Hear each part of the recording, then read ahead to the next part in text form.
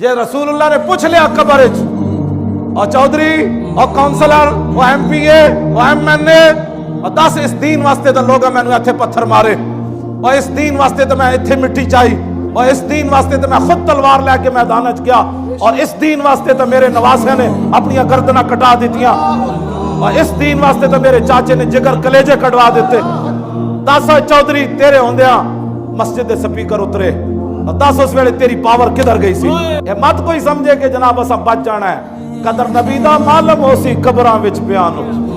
اس دن رسول اللہ نے پوچھا کہ دس مالدارا صدیق اکبر تا سارا مال اسلام نو دیتا تو زکات بھی کد نہیں سی دیتی. ہاں آج انسان بڑھو سارے. ہاں آج حضور واسطے کرو. اس ویلے او اے نہ ہوے کہ رسول اللہ قبر وچ فرما دینے تو میرا امت ہی نہیں. اس وقت تو ڈرو. گل رسول اللہ نے دین نال غداریاں کر دے ہو. ہر بندہ اٹھ کے دین دا رازدار ہے. دین نو تو دتا کیوے کیوں جی اے بڑے بڑے بہ کے کیبلا ویکھتے ہیں سارا دن جناب بھوکے پیندے بہ کے.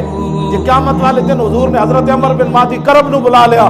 فرمایا اے میرا بڈھا صحابی مدینے تو چل کے یرموک گیا تو زیادہ بڈھا سی. تو چل کے مان روڈ بھی میری عزت واسطے نہ گیا.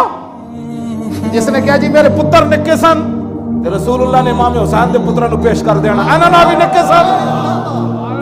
تو اپنے پتروں دیاں جوانیاں بچانا. تیرے پتر علی اکبر نہ زیادہ سونے سن.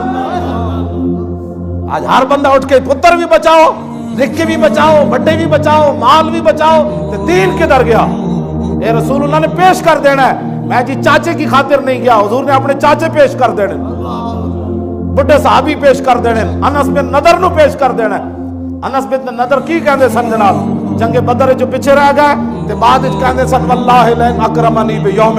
اس اللہ دی قسم ہے کہ ایک دن وہ پھر لے آیا نا بدر والا تے الکل مشرکین فی تے میری ملاقات ہو گئی حضور دے دشمناں نال.